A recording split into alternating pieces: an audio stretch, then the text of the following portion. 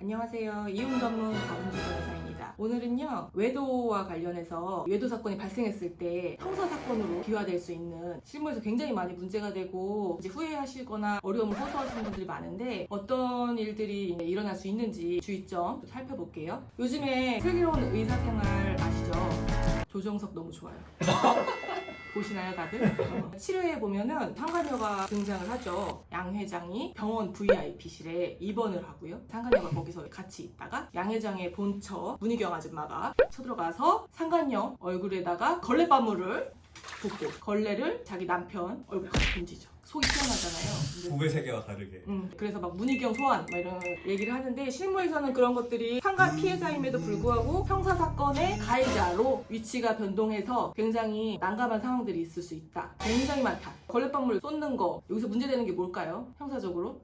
형사적으로? 상해? 상해? 되게 많이 나오잖아요. 예를 들어 그냥 일반 드라마에서 여자끼리 만나가지고 물 쏟고 막 이러는 거 있잖아요. 다 폭행이에요. 폭행? 폭행이야 그거 폭행. 우리가 단순히 구체적으로 때리는 그런 거 당연히 폭행이지만 물건을 통해서 걸레 던지는 거 그거 다 폭행이에요. 속은 시원할지 몰라도 형사고소 당하실 수 있어요. 또 하나는 두 가지야 문제가. 무단 침입? 맞아요.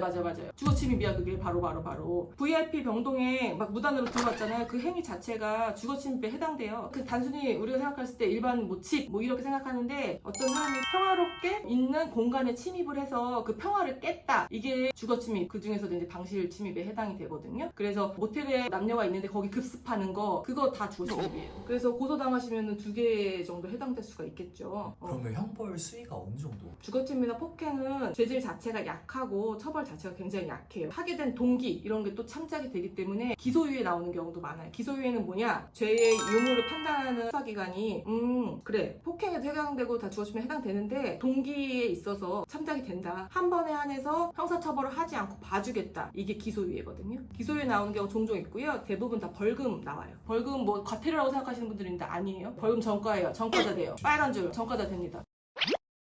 실무에서 굉장히 많이 문제되는 게 뭐냐면은 상간 피해자의 집에 가서 성관을 하는 경우 있어요. 남편이 바람을 펴요. 근데 아내가 아기 낳고 몸조리라고 시댁에 가 있거나 아니면 여행을 갔어요. 그러면 집이 폈잖아. 그 사이에 상간녀가 와서 거기서 성관을 하는 경우 대박이죠. 되게 많아. 너무 많아. 왜 모텔비 아까우니까.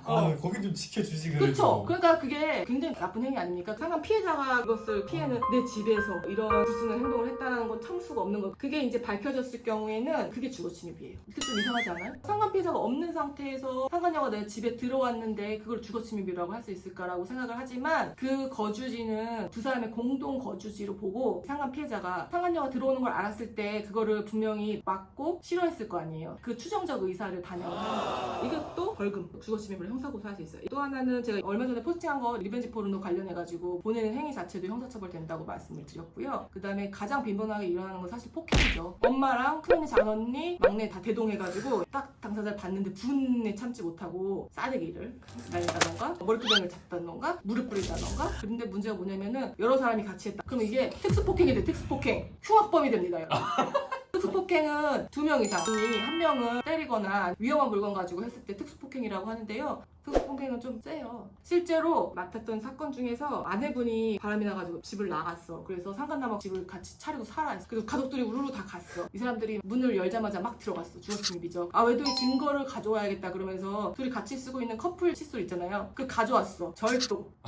가져면 안 돼요 여러분. 사진만 찍으세요. 그게 나중에 문제가 뭐냐면은 민사랑 다르게 형사가 고소를 당하면은 갑자기 내가 형사 사건의 가해자가 된 거죠. 그럼 그때 그 좌절감은 장난 아니죠. 억울하고 분하고 원통해. 나 피해자인데 이게 무슨 일입니까 변호사님. 그렇지만 냉정하게 말해서 형사의 가해자가 되는 건 맞아요.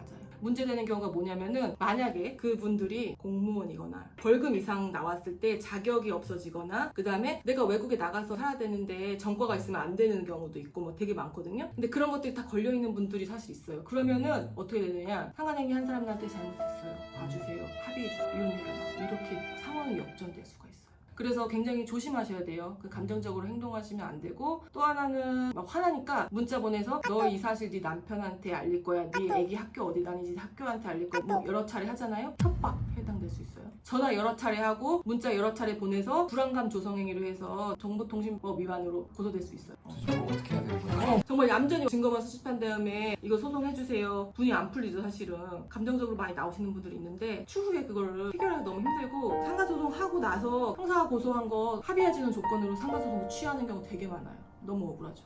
그래서 조심해야 된다. 우리가 피해자라고 할지라도 자기 화를 표출하기 위해서 상대방한테 하는 행동들이 다 형사적으로 문제가 될 수 있다. 문희경 아줌마 고소당할 수 있다.